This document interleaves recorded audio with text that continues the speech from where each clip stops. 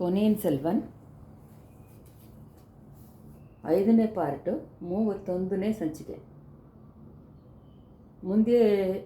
ಮುಂದಿನ ಸಂಚಿಕೆಯಲ್ಲಿ ಹೇಳಿದ ಘಟನೆಗಳ ಜೊತೆ ಈ ಕಥೆನೇ ಬೇಕಾದರೆ ಮುಗಿಸ್ಬಿಡ್ಬೋದು ಅಂತ ಕಥೆನೇ ಮುಗಿಸಿದರೆ ಎಷ್ಟೋ ಚೆನ್ನಾಗಿರುತ್ತೆ ಅಂತ ಹೇಳಿ ವೀಕ್ಷಕರಲ್ಲೂ ಕೆಲವರು ಒಂದು ವೇಳೆ ಆ ಥರ ಅಂದ್ಕೊಂಡಿರ್ಬೋದು.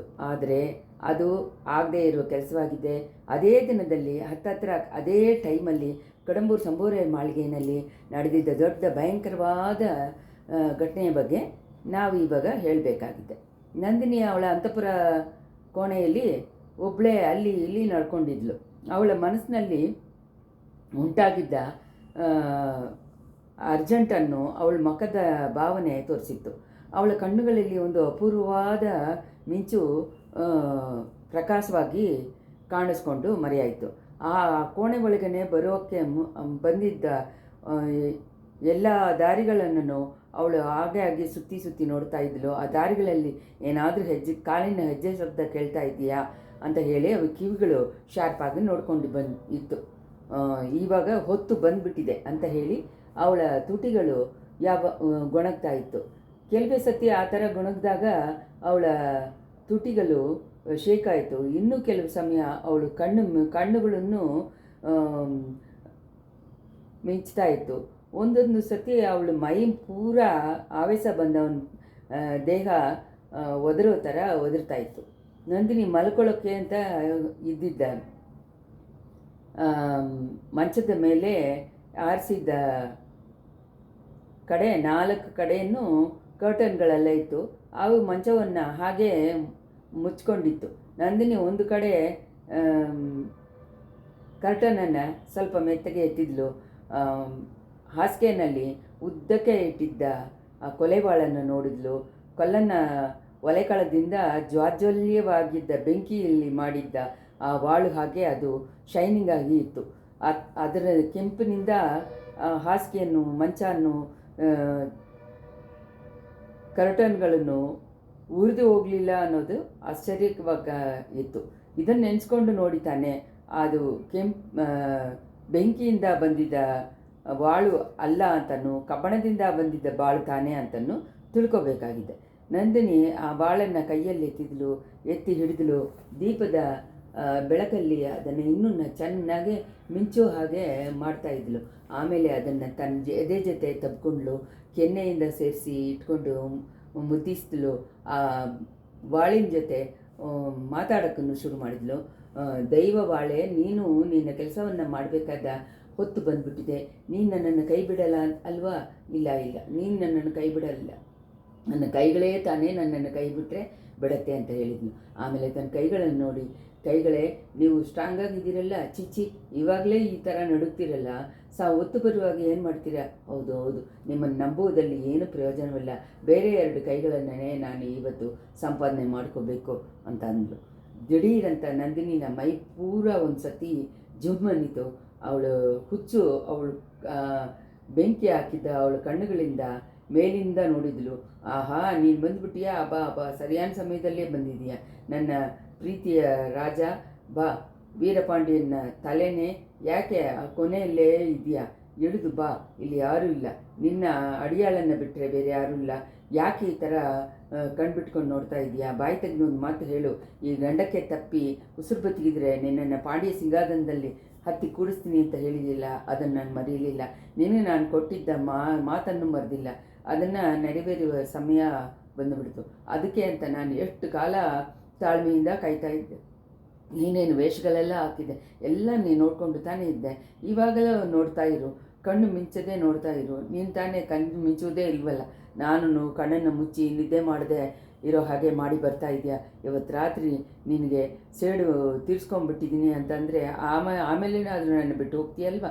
ಆಮೇಲೆ ನನ್ನ ನಿದ್ದೆ ಮಾಡೋಕ್ಕೆ ಬಿಡ್ತೀಯಲ್ವಾ? ಇಲ್ವಾ? ಪಾಂಡ್ಯ ಸಿಂಹಾಸನದಲ್ಲಿ ನಾನು ಹತ್ತಿ ಕೂರೋದನ್ನು ನೋಡಿದ ಮೇಲೇ ಹೋಗ್ತೀಯ. ನನ್ನ ಮಾತನ್ನು ನಾನು ನೆರವೇರಿಸಿದ್ರೆ ನಿನ್ನ ಮಾತನ್ನು ನೀನು ನೆರವೇರಿಸೋ ಹಾಗೆ ಹೇಳ್ತೀಯ.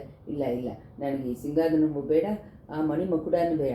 ನಿನ್ನ ಮಗ ಅಂತ ಹೇಳಿ ಯಾರೋ ಒಬ್ಬನ ಚಿಕ್ಕ ಹುಡುಗನನ್ನು ಕರ್ಕೊಂಬಂದರು.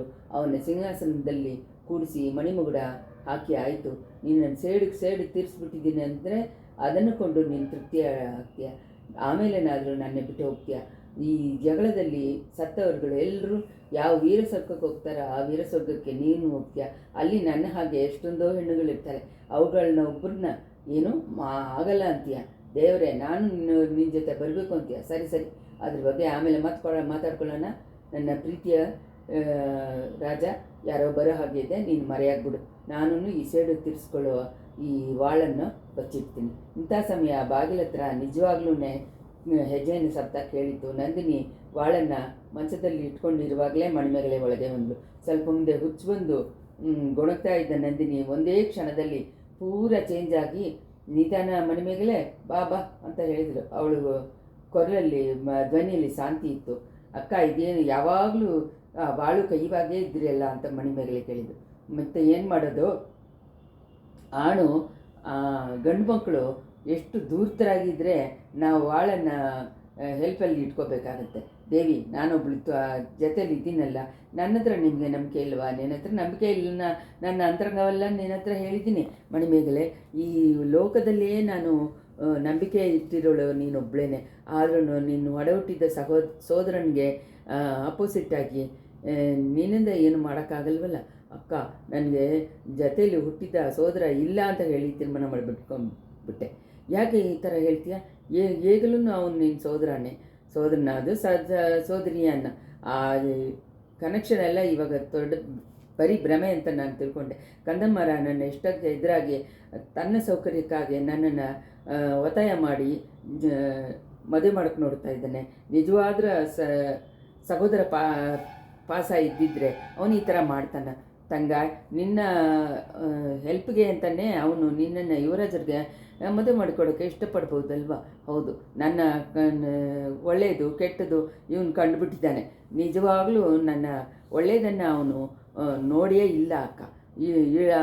ಮೊದಲು ಒಡಪೆಣ್ಣೆ ತನಕ ಇರೋ ಹರಳಿದ್ದ ಸೋಳ ರಾಜ್ಯ ಸಿಂಹಾಸನದಲ್ಲಿ ನೀ ಪಟ್ಟಮಹಿಷಿಯಾಗಿರಬೇಕು ಅನ್ನೋದು ನಿನ್ನ ಅಣ್ಣ ಇಷ್ಟಪಡೋದು ನಿನ್ನ ಹೆಲ್ಪ್ಗೆ ಅಲ್ವಾ? ಇಲ್ಲವೇ ಇಲ್ಲ. ನಾನು ತಂಜಾವೂರಿಗೆ ರಾಣಿಯಾದರೆ ಇವನು ಮುಖ್ಯಮಂತ್ರಿಯಾಗಿ ಇರ್ಬೋದು, ಅಲ್ಲ ದೊಡ್ಡ ಪಳವೇಟೆಯರ ಹಾಗೆ ಧನಾತ್ಯಕಾರಿ ಆಗ್ಬೋದು ಅಂತ ಆಸೆ ತಾನೇ ಕಾರಣ.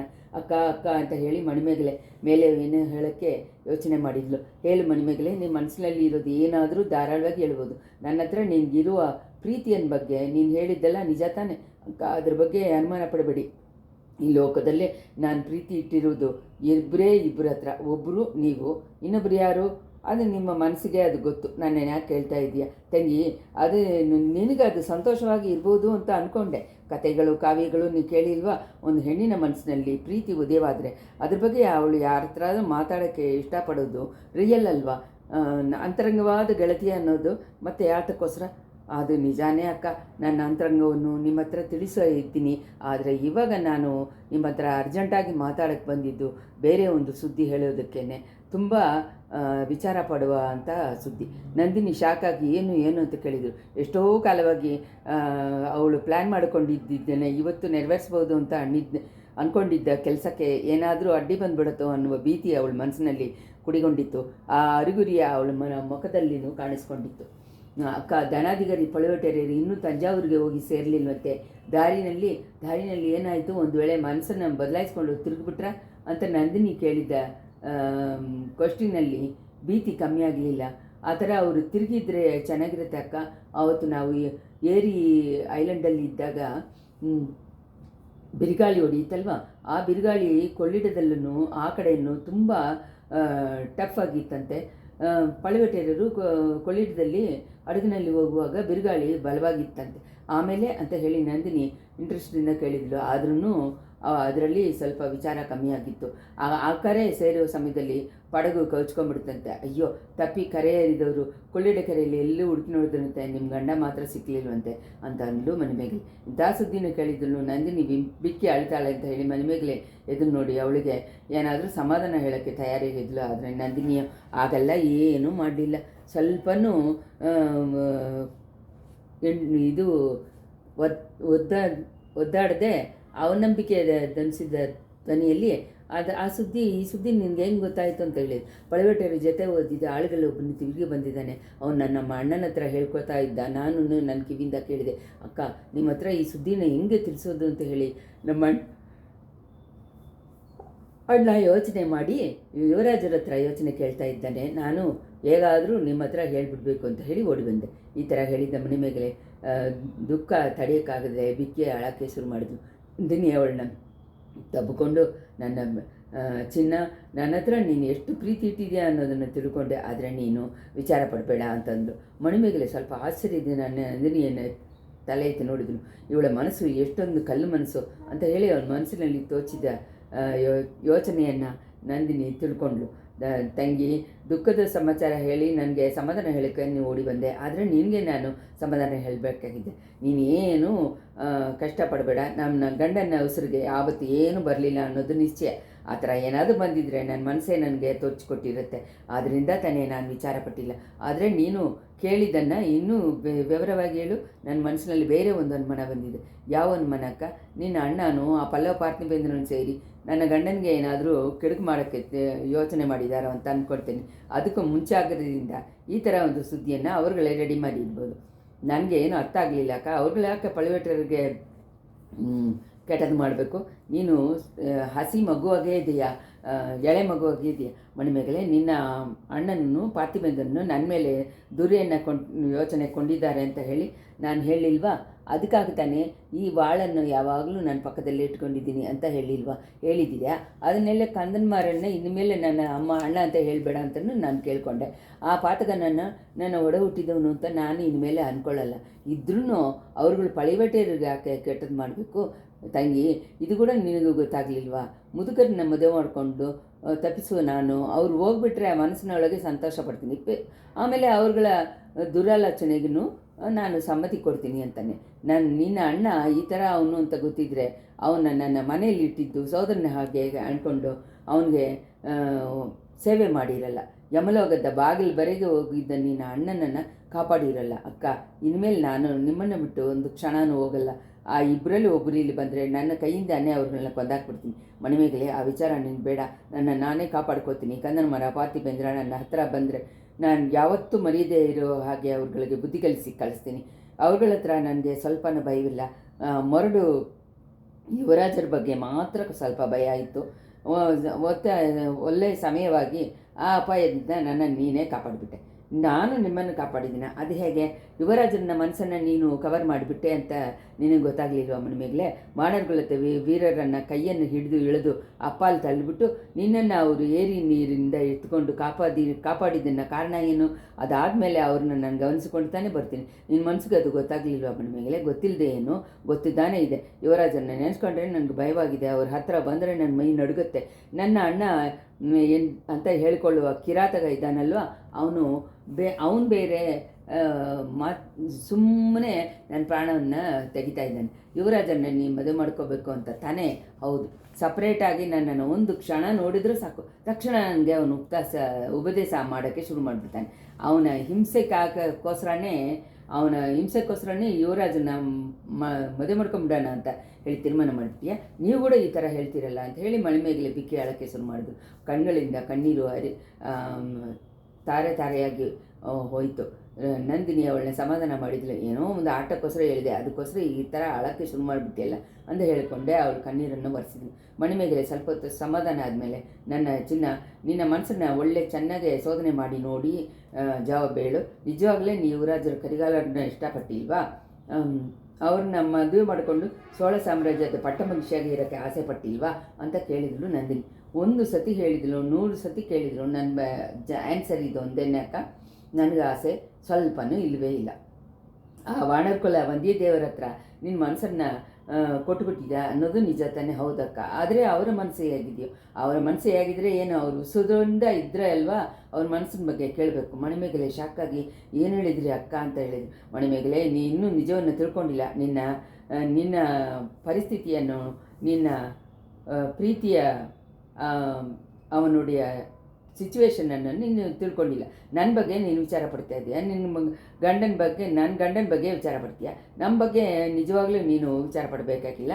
ನನ್ನ ಗಂಡ ಎಂಥವರು ಅನ್ನೋದು ನನಗೆ ಗೊತ್ತು.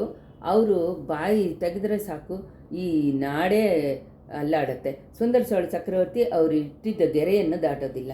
ನನ್ನ ಗಂಡನ ಮಾತಿಗೆ ಮಾರಾಗಿ ಮುಖ್ಯಮಂತ್ರಿ ಮಾತನ್ನು ಕೇಳೋದಿಲ್ಲ. ಅವರ ಸ್ವಂತ ಹೆಂಡತಿ ಮಕ್ಕಳನ್ನ ಮಾತುಗೂ ಕಿವಿ ಕೊಡಲ್ಲ. ಪಳವೇಟೆಯರು ವಯಸ್ಸಾದ ಮುದುಕರು ಅಂತ ಹೇಳಿ ನಿನ್ನ ತಮ್ಮನ ಹಾಗೆ ಇರುವ ಮೂಢರುಗಳು ಅಂದ್ಕೊಂಡು ಪರಿಹಾಸ ಮಾಡ್ಕೊಳ್ತಾ ಇದ್ದಾರೆ. ಆದರೆ ಅವರು ಒಂದು ಉಸಿರು ಬಿಟ್ಟರೆ ನಿನ್ನ ಅಣ್ಣನನ್ನು ಪಾರ್ಥಿವೇಂದ್ರನ ಹಾಗೆ 100 ಯುವಕರು ತಲೆ ಕೆಳಗಡೆ ಬಿಡ್ತಾರೆ. ಆದ್ದರಿಂದ ಪಳವೇಟೆಯರಿಗೆ ಯಾರನ್ನೂ ಏನೂ ಕೆಡುಕು ಮಾಡೋಕ್ಕಾಗಲ್ಲ. ನನ್ನ ಚಿನ್ನ, ನನ್ನನ್ನು ಕಾಪಾಡಿಕೊಳ್ಳೋವು ನನಗೆ ಗೊತ್ತು. ಇದಕ್ಕಿಂತ ಎಷ್ಟೊಂದೋ ಇಕ್ಕಟ್ಟಾದ ಪರಿಸ್ಥಿತಿಗಳೇ ನನ್ನನ್ನು ನಾನೇ ಕಾಪಾಡ್ಕೊಂಡಿದ್ದೀನಿ. ನಿಜವಾಗಲೇ ಇವಾಗ ನಾನು ವಿಚಾರ ಪಡೋದಲ್ಲ ನಿನ್ನ ಬಗ್ಗೆನೇ. ಈ ಹೆಣ್ಣು ನಮ್ಮ ಹತ್ರ ಇಷ್ಟೊಂದು ಪ್ರೀತಿ ಇಟ್ಟಿದ್ದಾಳೆ, ಇವಳಿಗೆ ಏನು ಬರದೇ ಇರಬೇಕು ಅಂತ ವಿಚಾರ ಪಡ್ತೀನಿ. ಈ ಕೋಣೆ ಒಳಗೆ ಸ್ವಲ್ಪ ಮುಂಚೆ ಬಂದಾಗ ಕೂಡ ನಿನ್ನ ಬಗ್ಗೆ ತಾನೇ ಯೋಚನೆ ಮಾಡ್ಕೊಂಡಿದ್ದೆ. ನೀವು ಹೇಳೋದು ಈ ಒಂದು ಅರ್ಥ ಆಗಲ್ಲ ಅಕ್ಕ. ನನಗೆ ಆವಾಗ ಏನು ಅಪಾಯ ಬಂದುಬಿಡುತ್ತೆ. ಹುಚ್ಚು ಹುಡುಗಿ ಬೇಡದೇ ಇರುವ ಗಂಡನಿಗೆ ಬಾಳೋದಕ್ಕಿಂತ ಹೆಣ್ಣು ಮಕ್ಕಳಿಗೆ ಬರೋ ಅಪಾಯ ಬೇರೆ ಏನು ಇರೋಕ್ಕಾಗುತ್ತೆ. ಅದು ಒಂದು ದಿನ ನಡೆಯೋಕ್ಕಾಗದೇ ಇರೋ ಕೆಲಸ. ನಿನ್ನ ಅಣ್ಣ ನಿನ್ನನ್ನು ಯುವರಾಜರಿಗೆ ಮದುವೆ ಮಾಡಿಕೊಡೋದು ಅಂತ ತೀರ್ಮಾನ ಮಾಡಿಬಿಟ್ಟ. ನಿನ್ನ ತಂದೆಯನ್ನು ಸಮ್ಮತಿ ಕೊಟ್ಬಿಟ್ಟು ಅವ್ರಗಳ ತೀರ್ಮಾನ ಸಮ್ಮತಿ ನನ್ನೇನೇ ಮಾಡೋಕ್ಕಾಗುತ್ತೆ. ನಾನು ಸಮ್ಮತಿ ಕೊಟ್ಟರೆ ತಾನೆ.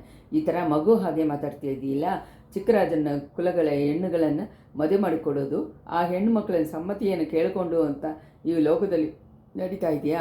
ಅದಲ್ಲಿನ್ನೂ 3 ಲೋಕವನ್ನು ಹಾಳು ಚಕ್ರವರ್ತಿನ ದೊಡ್ಡ ಮಗ ಪಟ್ಟದ ಯುವರಾಜರು ನಿನ್ನನ್ನು ಮದುವೆ ಮಾಡ್ಕೊಳ್ಳೋಕೆ ಇಷ್ಟಪಟ್ಟೆ. ಅದಕ್ಕೆ ಯಾರು ಅಡ್ಡಿ ಹೇಳೋಕ್ಕಾಗುತ್ತೆ? ಯಾಕೆ ನನ್ನಿಂದ ಆಗುತ್ತೆ. ಯುವರಾಜರ ಹತ್ರ ಸೀದಾ ನಾನು ಹೇಳ್ಬಿಡ್ತೀನಿ. ಏನು ಹೇಳ್ತಾ ಇದೆಯಾ? ಅವ್ರನ್ನ ಮದುವೆ ಮಾಡ್ಕೊಳ್ಳೋಕ್ಕೆ ನನಗೆ ಇಷ್ಟ ಇಲ್ಲ ಅಂತ ಹೇಳ್ಬಿಡ್ತೀನಿ. ಕಾರಣ ಕೇಳಿದರೆ ನಿಜವಾದ ಕಾರಣವನ್ನು ಹೇಳ್ತೀನಿ. ನನ್ನ ಮನಸ್ಸು ಅವರ ಸ್ನೇಹಿತರು ವಲ್ಲವರಿಯರ ಹತ್ರ ಹೋಗ್ಬಿಟ್ಟಿದೆ ಅಂತ ಹೇಳ್ತೀನಿ. ಹೆಚ್ಚು ಹುಡುಗಿ ಇದನ್ನು ನೀನು ಹೇಳಬೇಕಾಗೇ ಇಲ್ಲ. ಅವ್ರುಗಳಿಗೆ ಮೊದಲೇ ಗೊತ್ತಿದ್ದರೆ ನನ್ನನ್ನು ಯಾಕೆ ಒತ್ತಾಯ ಮಾಡ್ತಾರೆ? ಆ ಥರ ಜಾಸ್ತಿ ಒತ್ತಾಯ ಮಾಡಿದರೆ ಇದು ನಾನೂ ಒಂದು ಕತ್ತಿ ಇಟ್ಕೊಂಡಿದ್ದೀನಿ ಅಕ್ಕ ಅಂತ ಹೇಳಿಬಿಟ್ಟು ಮಣಿಮೇಗಲೆ ತನ್ನ ಸೊಂಟದಲ್ಲಿ ಸಿಕ್ಕಿದ್ದ ಚಿಕ್ಕ ಕತ್ತಿ ಒಂದನ್ನು ಎತ್ತಿ ತೋರಿಸಿದ್ರು. ನನ್ನ ಪ್ರೀತಿಯ ತಂಗಿ, ನಿನ್ನ ಬುದ್ಧಿಹೀನವನ್ನು ಕಂಡು ಒಂದು ಕಡೆ ನನಗೆ ಅಳುವು ಬರ್ತಾ ಇದೆ, ಇನ್ನೊಂದು ಕಡೆ ನಗು ಬರ್ತಾ ಇದೆ. ಆಗ ಏನು ತಾನೇ ನಾನು ಹೇಳ್ಬಿಟ್ಟಿದ್ದೀನಿ ಅಕ್ಕ. ನಿನ್ನನ್ನು ಯಾರೋ ಒತ್ತಾಯ ಮಾಡೋ ಹಾಗೆ ಅಂದ್ಕೊಂಡಿದ್ಯಾ. ನಿನ್ನ ಸಮ್ಮತವನ್ನು ಕೇಳ್ತಾರೆ ಅಂತ ಹೇಳಿ ಅಂದ್ಕೊಂಡಿದ್ಯಾ. ಆ ಥರ ಅವರುಗಳು ಹೇಳೋದಿಲ್ಲ. ನೀನು ಯುವರಾಜರನ್ನ ಮದುವೆ ಮಾಡ್ಕೊಳ್ಳೋಕ್ಕೆ ಅಡ್ಡವಾಗಿದ್ರು ಅನ್ನುವ ಕಾರಣವನ್ನು ತೊಲಗಿಸ್ಬಿಡ್ತಾರೆ. ಏನು ಹೇಳ್ತಾ ಇದ್ದೀರಿ ಅಕ್ಕ? ನೀನು ಯಾರ ಹತ್ರ ನಿಮ್ಮ ಮನಸ್ಸನ್ನ ಕೊಟ್ಟಿದೆಯೋ ಅವರ ಉಸಿರಿಗೆ ಅಪಾಯ ಹತ್ತಿರ ಬಂದಿದೆ ಅಂತ ಹೇಳ್ತಾ ಇದ್ದೀನಿ. ಅಯ್ಯಯ್ಯೋ, ನಿನ್ನ ಅಣ್ಣ ಮೊದಲೇ ಅವನ ಹಳೆಯ ಸ್ನೇಹಿತದ ಮೇಲೆ ದ್ವೇಷ ಕೊಂಡಿದ್ದಾನೆ. ಈ ಅರಮನೆಯಲ್ಲಿ ಕೆಲವು ತಿಂಗಳುಗಳ ಮುಂಚೆ ಚಿಕ್ಕರಾಜಗಳು ಸೇರಿಸ್ಕೊಂಡು ಸಂಚುಗಳನ್ನು ಮಾಡ್ತಾ ಇದ್ದಿದ್ದನ್ನು ಯುವರಾಜನ ಹತ್ರ ಹೇಳಿಕೊಟ್ಬಿಟ್ಟಿದ್ದಾನೆ ಅಂತ ಹೇಳಿ ಅವನಿಗೆ ಕೋಪ. ಅವನ ಬೆನ್ನಲ್ಲಿ ಚೂರಿ ಹಾಕಿ ಟ್ರೈ ಮಾಡಿದ್ದರಿಂದ ಬೇರೆ ತಪ್ಪು ಹೇಳ್ತಾ ಇದ್ದಾನೆ. ಬೇರೆ ಒಂದು ಕಾರಣದಿಂದ ಪಾರ್ಥಿವೇಂದ್ರನಿಗೂ ನಿನ್ನ ಲವರ್ ಮೇಲೆ ತುಂಬ ಕೋಪ. ಇವ್ರ ಕೋಪ ಅವ್ರನ್ನ ಏನು ಮಾಡಿಬಿಡುತ್ತೆ ಅಕ್ಕ? ಅವ್ರು ಸುತ್ತ ವೀರರಲ್ವಾ? ಸುತ್ತ ವೀರರಾಗಿದ್ದರೆ ಏನು ಅಂತೆ ದಿಢೀರಂತ ಸುತ್ತಗಳು ಎಲ್ಲ ಕೊಲೆಗಾರಗಳ ಮಧ್ಯದಲ್ಲಿ ಆಯುಧ ಇಲ್ಲದೆ ಅವರು ಸುತ್ತ ವೀರ ಅಂತ ಏನು ಮಾಡೋಕ್ಕಾಗುತ್ತೆ? ಸುತ್ತ ವೀರ ಆಗಿ ಇದ್ದು ಏನು ಮಾಡೋಕ್ಕಾಗುತ್ತೆ? ಅಯ್ಯೋ, ಅವ್ರನ್ನ ಕೊಂದಾಕ್ಬಿಡ್ತಾರೆ ಅಂತ ಹೇಳ್ತಾ ಇದ್ದೀರಾ? ಕೊಲ್ಲಲ್ಲ, ಕಂಡ ತುಂಡವಾಗಿ ವೆಟ್ಟಿ ನಾಯಿಗಳಿಗೂ ಹಾಕ್ಬಿಡ್ತಾರೆ. ಅಯ್ಯೋ, ಏನು ಕರ್ಣ ಕಠೋರ! ಕೇಳೋದಕ್ಕೆ ನಿನಗೆ ಕರ್ಣ ಕಠೋರವಾಗಿ ಇದೆಯಲ್ಲ, ನಿಜವಾಗಲೂ ನಡೆದ್ಬಿಟ್ರೆ ಏನು ಪಾಡ್ಪಡ್ತೀಯ ಅಕ್ಕ? ಇವಾಗಲೇ ನನ್ನ ಉಸಿರು ಮನಸ್ಸನ್ನು ಒತ್ತಡ್ತಾ ಇದೆ. ನಿಜವಾಗ ಆಗಲೂ ಮಾಡಿಬಿಡ್ತಾರ?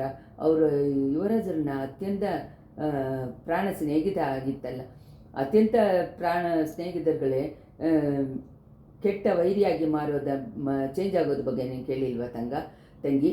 ನಿನ್ನ ಅಣ್ಣನೂ ಪಾರ್ಥಿವೇಂದ್ರನ ಆಗೆಲ್ಲ ಯುವರಾಜರ ಥರ ಧೂಪ ಹಾಕಿ ಇಟ್ಬಿಟ್ಟಿದ್ದಾರೆ ಚಾಂಡಾಲರುಗಳು. ಇದೆಲ್ಲ ನಿಮಗೆ ನನಗೆ ಹೆಂಗೆ ಗೊತ್ತಾಯ್ತು ಅಂತ ತಾನೇ ಕೇಳ್ತೀಯ? ಇವತ್ತು ಹಗಲತ್ತು ಪಾರ್ಥಿವೇಂದ್ರ ನನ್ನ ಹತ್ರ ಹೇಳ್ಕೊಂಡು ಹೋಗೋಕ್ಕೆ ಬರುವ ವ್ಯಾಜವನ್ನು ಇಟ್ಕೊಂಡು ಬಂದಿದ್ದಾನೆ. ಆ ಪಾತಕ ಎಲ್ಲಿ ಹೋಗ್ತಾ ಇದ್ದಾನೆ? ಜಾಸ್ತಿ ದೂರ ಹೋಗಿಲ್ಲ. ತಿರ್ಕೋಲೂರು ಮುದುಕ ಮಲೆಮಾನ ಒಂದು ದೊಡ್ಡ ಸೈನ್ಯವನ್ನು ತಳಿಸ್ಕೊಂಡು ಈ ಊರನ್ನು ನೋಡಿ ಬರ್ತಾ ಇದ್ದಾನೆ ಅಂತ ಹೇಳಿ ನೀನು ಕೇಳಿದ್ದೆ ಅಲ್ವಾ? ಕೇಳಿದ್ದೆ. ಆದರೆ ಯಾತಕ್ಕೋಸ್ಕರ ಅಂತ ಆಶ್ಚರ್ಯಪಟ್ಟೆ. ಅದನ್ನು ನಿನ್ನ ಪರವಾಗಿ ತಾನೆ. ಇವತ್ತು ಮಧ್ಯಾಹ್ನ ಯುವರಾಜ ಅದನ್ನ ಬಗ್ಗೆ ಪ್ರಸ್ತಾಪ ಮಾಡಿದ್ರಂತೆ. ಮಣಿಮೇಗಲೆ ನನಗೆ ಮದುವೆ ಕೊಡದೇ ಇದ್ದರೆ ಮಲೆಮಾನ್ ಸೈನ್ಯ ಬಂದ ತಕ್ಷಣ ಈ ಕೋಟೆ ಅರಮನೆ ಎಲ್ಲವನ್ನು ಚೂರು ಚೂರಾಗಿ ಮಾಡಿಬಿಡ್ತೀನಿ ಅಂತಂದ್ರಂತೆ. ಆವಾಗ ತಾನೇ ನಿಮ್ಮ ಅಣ್ಣ ಅದಕ್ಕೆ ಅಡ್ಡವಾಗಿ ಇರುವುದು ನಾವಲ್ಲ, ನಿಮ್ಮ ಸ್ನೇಹಿತ ವಂದಿತೇವನ್ ಅಂತಂದ್ರಂತೆ. ಆ ಅಡ್ಡವನ್ನು ತೊಲಗಿಸೋಕ್ಕೆ ನಿಮ್ಮಿಂದ ಆಗದ ಅಂತ ಯುವರಾಜರು ಕೇಳಿದ್ರಂತೆ. ನೀವು ಹೇಳಿದರೆ ಆಗತ್ತೆ ಅಂತ ಅಂದನಂತೆ ನಿಮ್ಮ ಅಣ್ಣ. ನನ್ನ ಪ್ರೀತಿಯ ಸೋದರಿ ಫಾತಿಮೇಂದ್ರಂತ ಮೇಲೆ ಮಾತು ಕೊಟ್ಟು ಕೆಲವು ವಿವರಗಳನ್ನು ಸೇರಿಸಿದ್ದೀನಿ. ನಿನ್ನ ಪ್ರೀತಿಯ ಲವರಿನ ಉಸಿರಿಗೆ ಆವತ್ತು ಹತ್ತಿರ ಬಂದಿರೋದು ನಿಶ್ಚಯ. ನಿನ್ನ ತಕ್ಷಣ ಏನಾದ್ರು ಟ್ರೈ ಮಾಡದೇ ಇದ್ದರೆ ಮದುವೆ ಆಗೋಕ್ಕೆ ಮುಂಚೆನೇ ಗಂಡನ್ನ ಕಳ್ಕೊಂಡು ಬಿಡ್ತೀಯ ಅಂತ ಹೇಳಿದ್ಲು ನಂದಿನಿ. ಇದನ್ನು ಕೇಳಿದ ಮಣಿಮೇಗಲೆಯ ಮೈಯು ಮನಸ್ಸು ಒದ್ದಾಡ್ತಾ ಇದ್ದಿದ್ದಲ್ಲಿ ಆಶ್ಚರ್ಯ ಏನೂ ಇಲ್ವಲ್ಲ. ಅಯ್ಯೋ, ಅವ್ರಿಗೆ ಹೇಗಾದರೂ ತಕ್ಷಣ ಇದನ್ನು ಎಚ್ಚರಿಕೆ ಕೊಡಬೇಕು ಅಂತ ಹೇಳಿ ತಡಮಾರಿಕೊಂಡೇ ಹೇಳಿದರು. ಎಚ್ಚರಿಕೆ ಮಾಡ್ಬೋದು, ಆದರೆ ನಿನ್ನ ನಿನ್ನ ಲವರು ಶುದ್ಧ ವೀರ ಅಂತ ನೀ ತಾನೇ ಸ್ವಲ್ಪ ಮುಂಚೆ ಹೇಳಿದೆ. ಅವನ ಉಸಿರುಗ ಅಪಾಯ ಅಂತ ಕೇಳಿ ಹೆದರ್ಕೊಂಡು ಓಡ್ಬಿಡ್ತಾನ? ಹೋಗಲ್ಲ, ಇನ್ನೂ ಅವನ ಹಠ ಜಾಸ್ತಿ ಆಗುತ್ತೆ ಅಂತಂದ್ಲು ನಂದಿನಿ. ನೀವು ತಾನೇ ಯೋಚನೆ ಹೇಳಬೇಕು, ನನ್ನ ತಲೆ ಸುತ್ತಾ ಇದೆ, ಏನು ಮಾಡೋದು ಅಂತ ಗೊತ್ತಾಗಲಿಲ್ಲ ಅಂತಂದ್ಲು ಮಣಿಮೇಗಲೆ. ನೀನು ಇಲ್ಲಿ ಬರುವಾಗ ಅದ್ರ ಬಗ್ಗೆ ತಾನೇ ಯೋಚನೆ ಮಾಡ್ಕೊಂಡಿದ್ದೆ, ನನಗೂ ಏನೂ ಅರ್ಥ ಆಗಲಿಲ್ಲ. ಒಳ್ಳೆ ಸಮಯವಾಗಿ ನೀನೊಂದು ಸುದ್ದಿ ತೊಗೊಂಬಂದೆ, ಅದರಿಂದ ವಲ್ಲವರೆಯನ್ನು ಕಾಪಾಡೋದಕ್ಕೆ ಒಂದು ಯೋಚನೆ ಬಂದಿತ್ತು. ನಾನು ಕೊಂಡು ಬಂದಿದ್ದ ಸುದ್ದಿಯಿಂದಾನ. ಅದೇನು ಸುದ್ದಿ? ಪಳವೇಟೆಯರನ್ನ ಹಡಗು ಕವಚ ಹೋದ ಮೇಲೆ ಅವ್ರ ಬಗ್ಗೆ ಏನು ಸುದ್ದಿ ಸಿಕ್ಕಲಿಲ್ಲ ಅಂತ ಹೇಳಿದೆಯಲ್ವಾ? ಹೌದು, ವಂದಿತೆಯವ್ರ ಹತ್ರ ನಾನು ತುಂಬ ಬೇಡಿ ಕೇಳ್ಕೊಳ್ತಾ ಇದ್ದೀನಿ. ನನಗೆ ಅಂತ ಅವರು ಹೋಗಿ ನಿನ್ನ ಗಂಡನ ಬಗ್ಗೆ ನಿಜ ತಿಳ್ಕೊಂಬರ್ಬೇಕು ಅಂತ ಹೇಳಿ ಅದಕ್ಕೆ ಅದನ್ನು ಬೇಡಿ ಕೇಳ್ಕೊಳ್ತಾ ಇದ್ದೀನಿ. ನೀನು ನನಗೆ ಅಂತ ಹೇಳಿ ಸಪೋರ್ಟ್ ಮಾಡಿ ಮಾತಾಡು. 2 ಹೆಣ್ಣು ಮಕ್ಕಳು ಬೇಡಿಕೊಂಡಿದ್ದೆ ನಾನು. ಆ ವೀರರು ನೆಗ್ಲೆಕ್ಟ್ ಮಾಡಲ್ಲ. ಅವ್ರನ್ನ ತಕ್ಷಣ ಈ ಜಾಗದಿಂದ ಹೊರಗಡೆ ಕಳಿಸೋದು ತಾನೇ ಅವ್ರ ಉಸಿರನ್ನು ಕಾಪಾಡೋ ದಾರಿ, ಬೇರೆ ಉಪಾಯ ಏನೂ ಇಲ್ಲ. ಅವ್ರು ಹೋದ್ಮೇಲೆ ನಿನ್ನ ಅಣ್ಣನ ಹತ್ರನೋ ಅಪ್ಪನ ಹತ್ರನೋ ಯುವರಾಜರ ಹತ್ರನೋ ಧೈರ್ಯವಾಗಿ ನಿನ್ನ ಮನಸ್ಸನ್ನು ಹೇಳಿ ಮಾತಾಡ್ಬೋದು. ನಾನು ನಿನ್ನ ಕಾಗೆ ಮಾತಾಡ್ತೀನಿ. ಇಷ್ಟವಿಲ್ಲದೆ ಹೆಣ್ಣನ್ನು ಒತ್ತಾಯ ಮಾಡೋದು ಸೋಳಕುಳದಲ್ಲಿ ಹುಟ್ಟಿದವ್ರಿಗೆ ಅಂದ ಅಲ್ಲ ಅಂತ ಹೇಳ್ತೀನಿ. ನಿಮ್ಮ ಮಾತನ್ನು ಅವ್ರುಗಳು ಕೇಳದೇ ಇದ್ದರೆ ನನ್ನ ಕೈಯಲ್ಲಿ ಕತ್ತಿ ಇದೆ. ಸರಿ, ಇವಾಗ ಮೊದಲು ನಿನ್ನ ಲವ್ವರನ್ನು ಹೊರಗಡೆ ಕಳಿಸಿ ಕಾಪಾಡೋಕ್ಕೆ ಟ್ರೈ ಮಾಡೋಣ. ಅವ್ರು ಇರೋ ಜಾಗ ನಿನ್ಗೆ ಗೊತ್ತಲ್ವಾ? ನೀನು ಸೀದಾ ಅವ್ರನ್ನ ನೋಡೋಕ್ಕಾಗದೇ ಇದ್ದರೆ ನಿನ್ನ ಗೆಳತಿ ಚಂದ್ರಮತಿಯನ್ನು ಕಳಿಸು, ಇಲ್ಲ ಅಂದರೆ ಇಡಮಗಾರಿಯನ್ನು ಕಳಿಸು. ಹೇಗಾದರೂ ಅವ್ರನ್ನ ಇಲ್ಲಿ ಕರ್ಕೊಂಬ. ಅವರು ಹೋಗೋಕ್ಕೆ ಸಮ್ಮತಿ ಕೊಟ್ಟರು ಇಲ್ಲೇ ಇದ್ದು ಹೇಗೆ ಹೊರಗಡೆ ಹೋಗ್ತಾರೆ ಅಕ್ಕ? ನನ್ನ ಅಣ್ಣ ತಡೆದು ನಿಲ್ಲಿಸ್ಬಿಟ್ರೆ ನಿನ್ನ ಅಣ್ಣನಿಗೆ ಯಾಕೆ ಗೊತ್ತಾಗಬೇಕು ಮಣಿಮೇಗಲೆ? ಸ್ವಲ್ಪ ಮುಂಚೆ ಅವರು ಈ ಕೋಣೆ ಒಳಗೆ ಬಂದು ನಿನ್ನನ್ನು ಶಾಕ್ ಮಾಡಿದ್ರಲ್ವಾ? ಆ ಸ್ವರ್ಗದ ದಾರಿಯಲ್ಲೇ ಕಳಿಸ್ಬಿಟ್ರೆ ಆಯಿತು. ಬೇಗ ಹೋಗು ತಂಗಿ ವಂದಿತೇವ. ಇನ್ಮೇಲೆ ಈ ಕೋಟೆಯಲ್ಲಿ ಇರುವ ಒಂದೊಂದು ನಿಮಿಷನೂ ಅವನು ಉಸಿರಿಗೆ ಅಪಾಯ ಜಾಸ್ತಿ ಆಗುತ್ತೆ. ನಿಮ್ಮ ಅಣ್ಣ ಏನು ನಿಮ್ಮ ಅಣ್ಣ ಕಳಿಸಿದ ಕೊಲೆಗಾರಗಳು ಯಾವಾಗ ಅವನ್ನ ಹೊಡಿತಾರೆ ಅಂತ ನಮಗೇನು ಗೊತ್ತು? ಹೋಗ್ತೀನಿ ಅಕ್ಕ, ಹೇಗಾದರೂ ಅವ್ರನ್ನ ಕರ್ಕೊಂಡು ತಾನೇ ಹಿಂತಿರುಗಿ ಬರ್ತೀನಿ ಅಂತ ಹೇಳಿಬಿಟ್ಟು ಮಣಿಮೇಗಲೆ ಹೋದ್ರು. ಅವಳು ಕಾಲನ್ನೇ ಹೆಜ್ಜೆ ಶಬ್ದ ಮರೆಯಾದ ತಕ್ಷಣ ಪಕ್ಕದಿಂದ ಬೇಟೆ ಮಂಡಪ ಒಳಗೆ ರಹಸ್ಯ ಬಾಗಿಲನ್ನು ಯಾರೋ ತಟ್ಟೋ ಹಾಗೆ ಶಬ್ದ ಬಂತು. ನಂದಿನಿ ಆ ಬಾಗಿಲ ಹತ್ರ ಹೋಗಿ ಅದನ್ನು ಒಳಗಡೆ ಇದ್ದ ಬಾಗಿಲನ್ನು ತೆಗೆದಳು. ಒಂದು ಘೋರವಾದ ಮುಖ ಸಣ್ಣಕ್ಕೆ ಕಾಣಿಸ್ಕೊಂಡಿತ್ತು. ಮಂತ್ರವಾದಿ ಬಂದ್ಬಿಟ್ಟಿಯಾ ಅಂತ ಹೇಳಿದ್ಲು ನಂದಿನಿ. ಬಂದುಬಿಟ್ಟೆ ರಾಣಿ, ನಮಗೆ ಟೈಮನ್ನು ಇವಾಗ ಬಂದ್ಬಿಟ್ಟಿದೆ ಅಂತ ಅಂದ ರವಿದಾಸ. ಇಷ್ಟರಲ್ಲಿ 31ನೇ ಸಂಚಿಕೆ ಮುಗಿಯಿತು.